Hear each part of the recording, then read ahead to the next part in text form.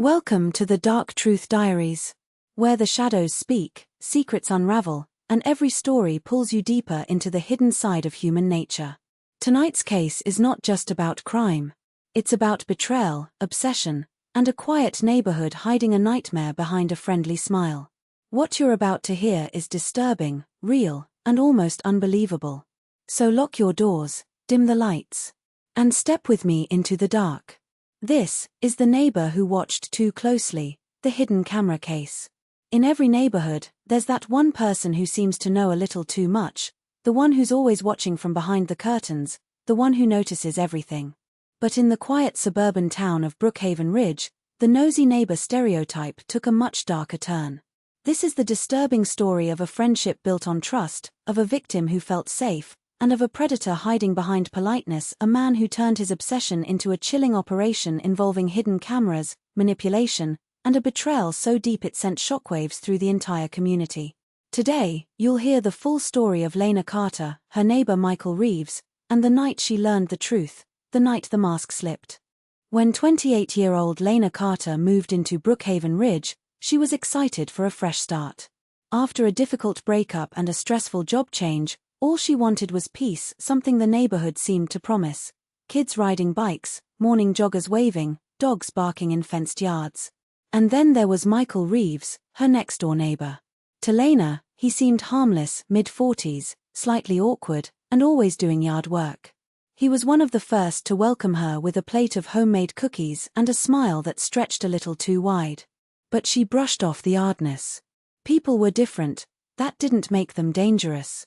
Over the next months, Michael seemed to always be around. If she brought groceries home, he appeared in seconds. If she came back from work unusually late, he'd step out to check the mail. But Lena, grateful for any kindness, chalked it up to friendliness. She had no idea she was being studied. Things started subtly. One day, when she mentioned she was going to repaint her living room, Michael replied, "You should move the couch away from the wall. I've seen you push it too close, looks uncomfortable." She froze. "How would you know that?" He laughed it off. "Oh, you had the window open one day. I guessed." His answer didn't sit right, but she let it go. Another time, she received a text from an unknown number. "You looked beautiful leaving for work today." She thought it was a wrong number, until the second message arrived. "Blue blazer suits you. I'd love to see that more often." Her hands shook. She looked out the window. Nobody.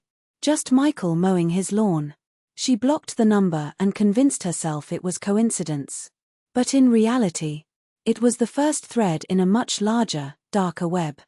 One night, Lena came home and heard something strange, faint clicking behind her living room wall. Not like pipes, not like insects. More mechanical.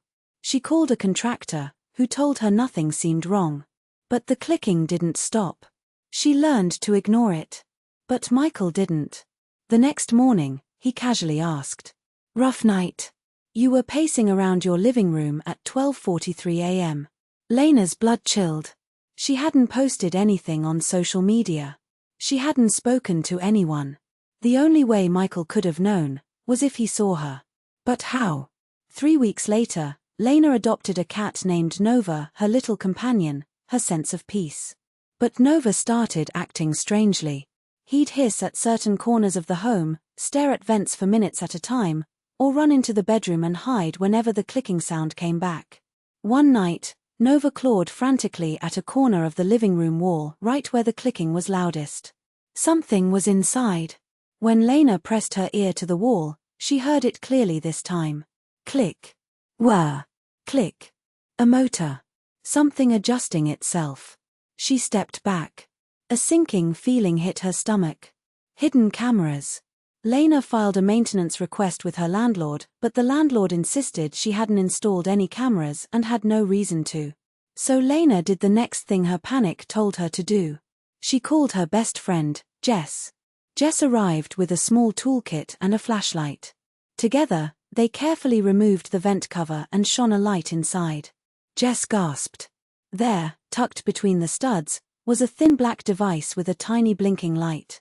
A wireless camera. Lena's heart stopped. They checked other vents. The bedroom. The bathroom. Behind the smoke detector. 8 cameras. 8. Someone had been watching her, everywhere. Lena froze in fear. Who would do this? Why? The landlord? A break-in? Then Jess noticed something. A faint drill hole on the outside wall connecting directly to the living room vent. They went outside. The hole faced Michael's house. In fact, multiple holes connected to different parts of her home, perfectly aligned with his property. Jess whispered. He installed these. Lena couldn't even form words. Everything suddenly made sense. The comments he made. The timing. The messages. His friendly behavior had been a cover. He wasn't watching from windows. He was watching from inside her home. Terrified, they called the police. An investigation began quietly. Officers advised Lena not to confront Michael.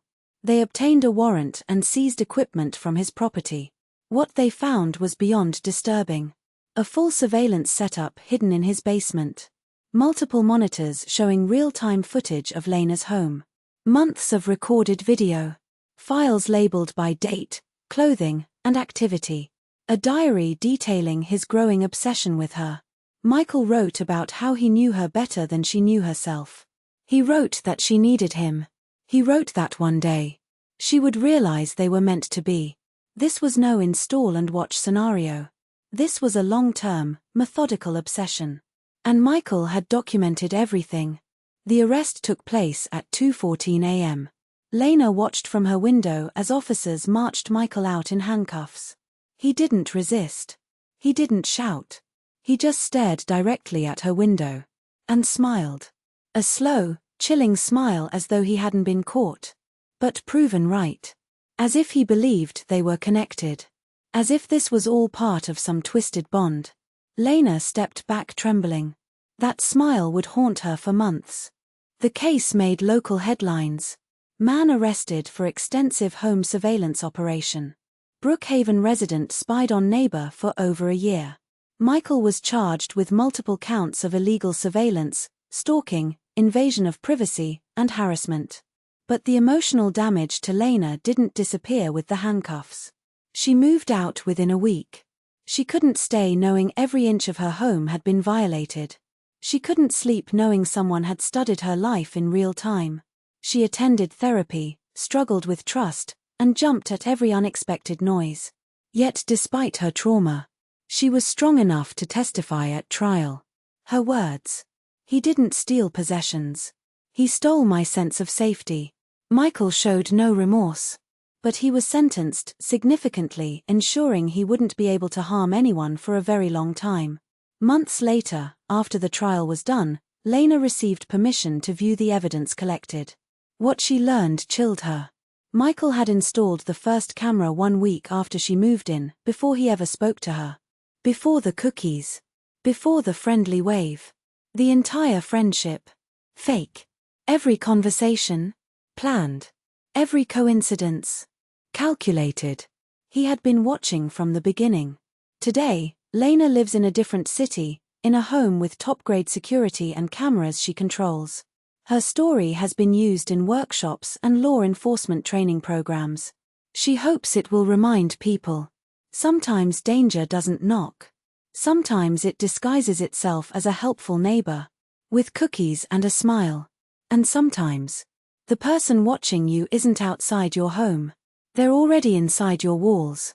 To get more gist, subscribe to my channel. Thank you.